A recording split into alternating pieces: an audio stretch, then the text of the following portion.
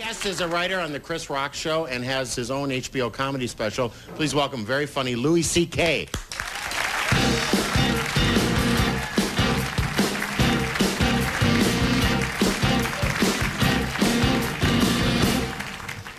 Thank you. How you doing?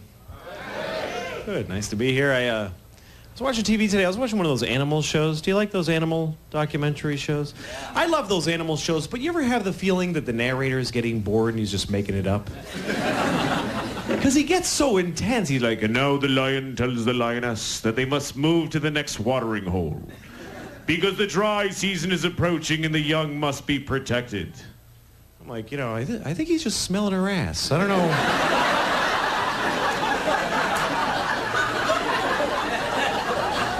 Where are you getting all that? He's sniffing her ass. It's easy. It's simple.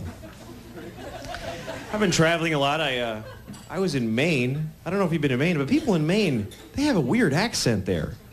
I could almost not understand anything that anybody was saying because the accent was so weird. Like, I went up to this guy, I said, hey, how you doing? And he said, I was like, wow, that's like another language almost.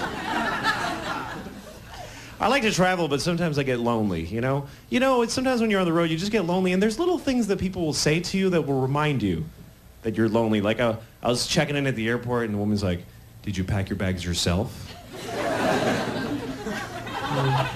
Yeah, it was just me in the room. She's like, did anybody give you anything to bring on the plane? No.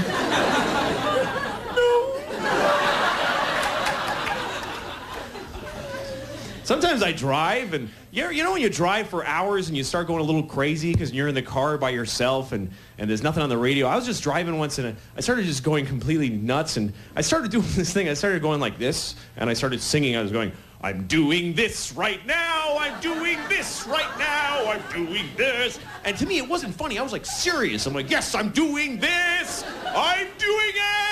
Like really loud. And then I stopped doing it because I had to drive with both hands, but I kept singing it. I was like, yes, I'm doing this, I'm doing this. And then I felt this guilt. I thought, I'm not doing it. I'm so full of crap, I'm such a, what am I singing for?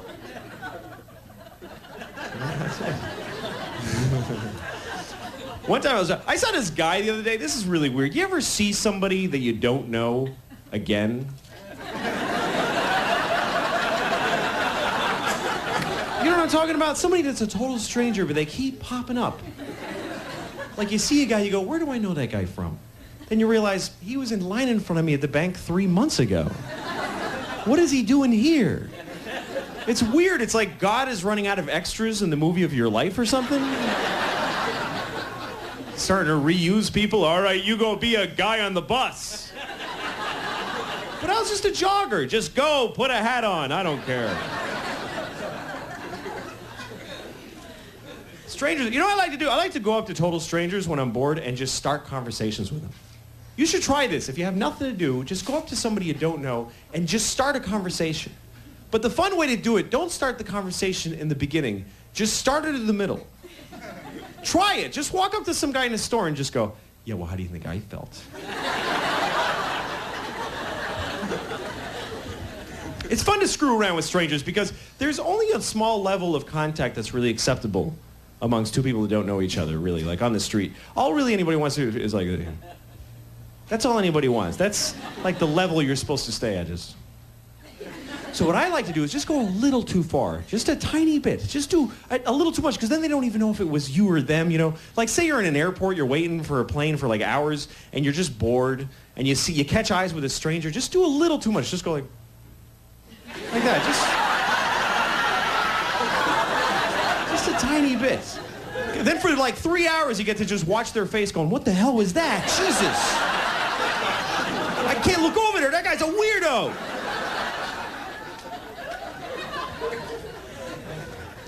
I love looking at other people, Like, I saw this guy on the street today, and he's one of those guys making he's trying to act really tough. And when guys are trying to be tough, they're just stupid.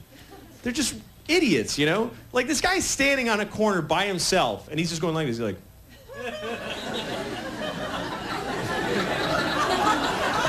like, what's going on in there?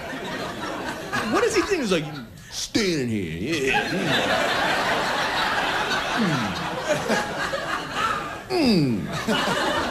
I always wanted to follow a guy like that from the beginning of the day, like to see how he gets there, you know? Because he couldn't just be like that. Like, he couldn't like wake up in the morning.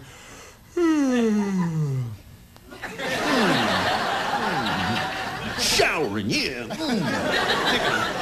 Washing my ass, yeah. You know what I love watching when two guys are trying to get in a fight outside a bar, and they're at that stage where they're trying to make tough guy threats at each other, but they're too drunk to really work them out really good. So they can't come up with cool ones, you know? They're like, yeah, I'll stick your ass in your ass. Well, I'll blow up your face so much you crap.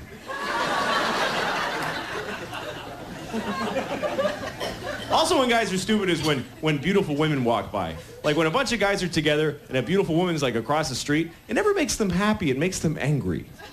You ever seen that? Like a girl in a miniskirt walks by and the guys are always like, oh, what is that? Jesus, look at that.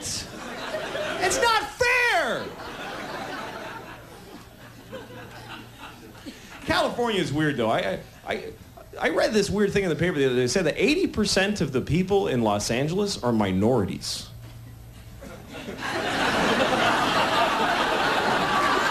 Don't you think you should stop calling them that when it hit 80%? That's a very white attitude, you know? You could take a white guy to China and you'd be like, look at all these minorities they got over here.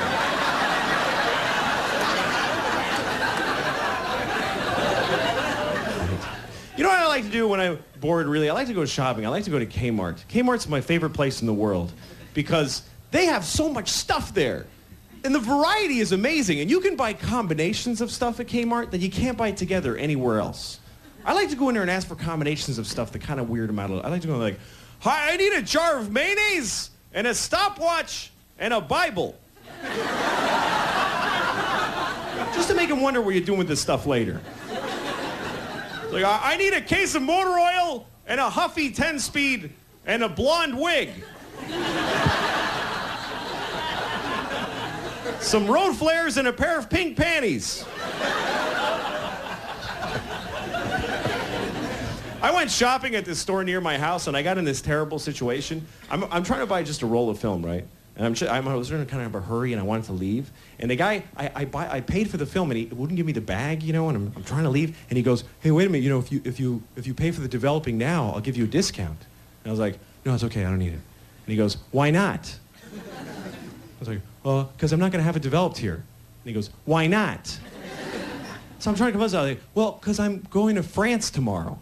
Now I'm lying to a total stranger. But I'm going to France. And he wouldn't let it go. He's like, well, why don't you bring your film here when you get back from France? I was like, well, no, I can't because I'm moving there for like 2 years.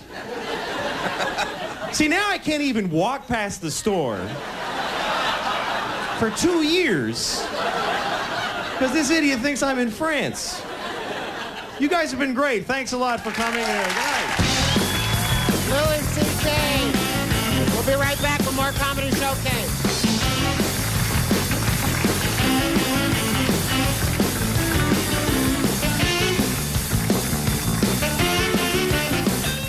See you later. So long, cuz. Don't forget to call.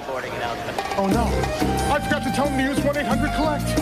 Oh, ticket, sir? I just need to tell my cousin that 1-800 collects 10 cents a minute every evening. You need a ticket. It's very important. I'm sorry.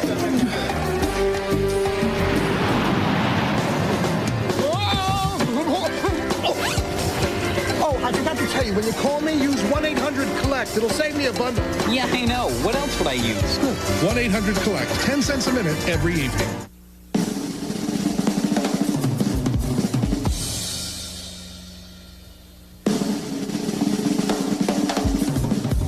Pepto-Bismol. It's first aid for heartburn, diarrhea, nausea, indigestion, and upset stomachs.